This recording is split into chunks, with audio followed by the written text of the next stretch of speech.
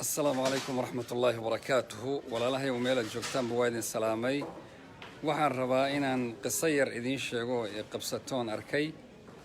waxa la yidhi nin adduun ku noolow maxaa aragti ku laaban waxaan joogaa Amsterdam waa wadanka Holland waxaan rabaa inaan qiso yar oo geedkan ku saabsan idiin sheego geedkan iga dambeeya dad badan way garanayaan dad badanna kuma baraarugsana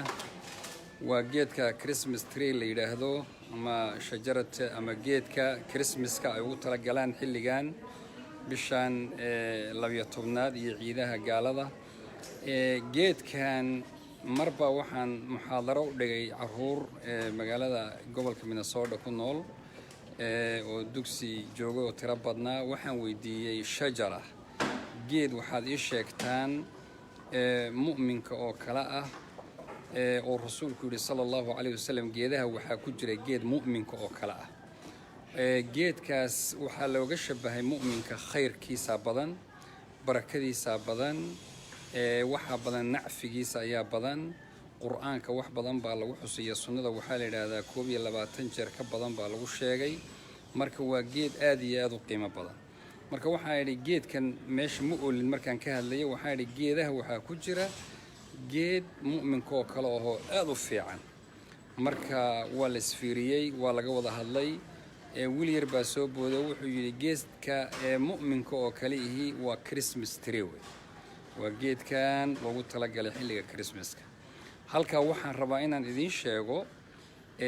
walwalka badan ee ku nool aabaha iyo hooyada ku nool wadamada reer galbeedka Yurub iyo Mareykanka waxaad ogaataan meesha hawshu ay gaarsiisan tahay in ilmaheeni ay yiraahdaan geedka mu'minka oo kale ihi waa geedkan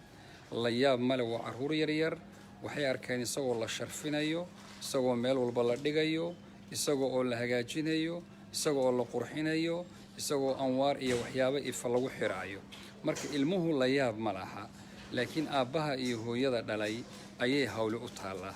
ilaahay umuraha inoo fududeeyo qisadaas haddaan intaa uga baxo waxaan rabaa qiso kaloo xanuun badan iyadana inaan idiin sheego xilli laga joogo hadda 7 taqriiban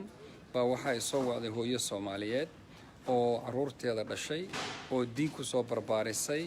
oo soo gabadheedii xijaabna soo xijaabtay quraanka soo bartay waxay ii sheegtay maamadaas in gabadheedii ay ku tiri hooyo waxaan la deganahay qof dumar ah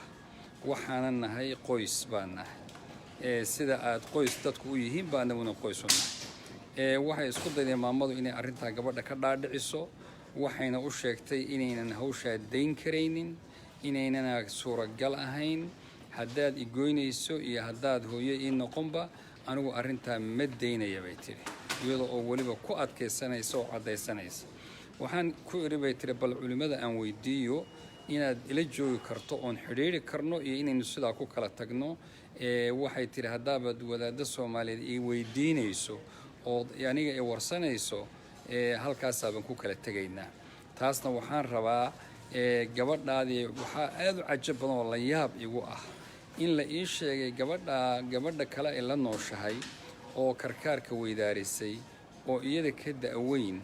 dadka arkay inay labaduba xijaaban yihiin oo maarta dharkoodii ay qabaan wamaca daalika haddana ay ku dhiiranayaan oo mid waliba leedahay anigana hooyaday way ogtahay reerkayagina way iga warqabaa arintiina caadi ay la noqotay waxaan rabaa marka waa maxay sababtaan u sheegi taasna waa xanuun badan oo u ducaynaynaa gabadhaas aan adeerka u nahay ee miskiinta ah Soomaaliyeed ee diinta lagu dhalay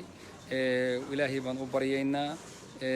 إن شاء الله وليب أنا وهذا السفر كجرا بان ربا إن أدعيه ربي سبحانه وتعالى إنه سوى هديه والدين تديه والضد ذي الصحة يدو كسوع عليه وأخلاق حمضة يوحى طريقة دورة كسوع عليه والشياطين الإنس والجن بإلهي كبد باديه لكن وحن وشيء وحوي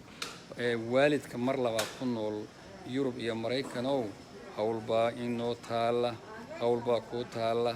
علمه أصبر بارسي القرآن كصوب برجرتي إنه كل هذا وعادي أرنتن يتهاي هوشنا هلكا أي مرتو وهول أدق أجادا يرالجا هذا أنت سان ربينا إذن لو ذاقو وما سنتهين جزاكم الله خيرا رأي يوروب